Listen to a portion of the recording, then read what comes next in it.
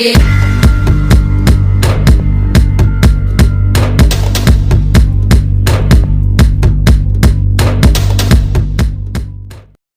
to the Lighthouse.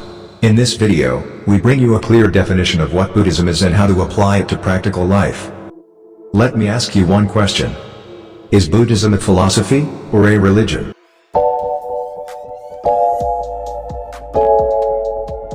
If the simple answer is, it is a philosophy, it is not a religion because it does not have faith and belief in God. Buddhism has many teachings that need to be understood. If the best answer to the question of what Buddhism is, it is a universal teaching. Some say that Buddhism is a religion that speaks only of suffering. It's wrong because when you learn Buddhism properly, you realize that there are teachings that need to be followed to get rid of sorrow and get maximum satisfaction. Let me tell you a little story. One day Hitler asked to bring pictures of all the religious leaders in the world. He looks at them and says that the real religious leader is the Buddha. He stated that the reason for saying so was that the faces of some other religious leaders were sad and that the appearance of some of the religious leaders was frightening at gunpoint. But he said that the appearance of the Buddha was very serene and full of happiness. From that story, let us now see why the appearance of the Supreme Buddha is very calm and very happy. One of the basic teachings of Buddhism is the elimination of ego. Since the Supreme Buddha lost his ego, he is not afraid of anything. That is why he looks like that.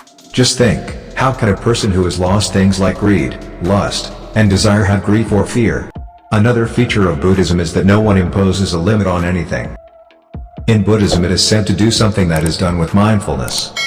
When you do that one day you will realize that everything you do is useless and will understand that nothing can get rid of sorrow. Let me ask you, what is the way to get rid of that sorrow?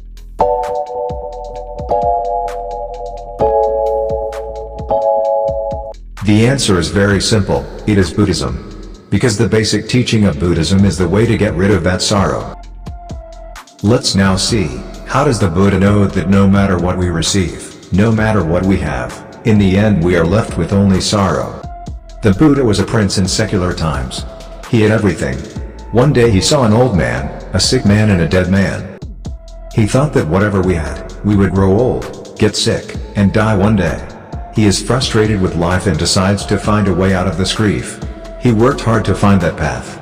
Eventually, through a very complex process, he found a way to eliminate suffering and named it the path to nirvana.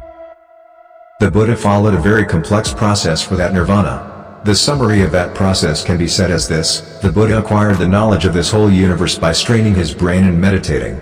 For that he reached the maximum level that the human brain can use. Using that knowledge he attained nibbana. Thus the wealth of knowledge realized by the Buddha himself is contained in Buddhism. That is why many people who understand the true sorrow choose Buddhism. Buddhism is a very deep subject. It's unthinkable to explain in one video. I hope to bring you the in-depth parts of it through a series of videos. Everyone who likes is invited to subscribe and join. Also, if you like this video, don't forget to like and comment your thoughts.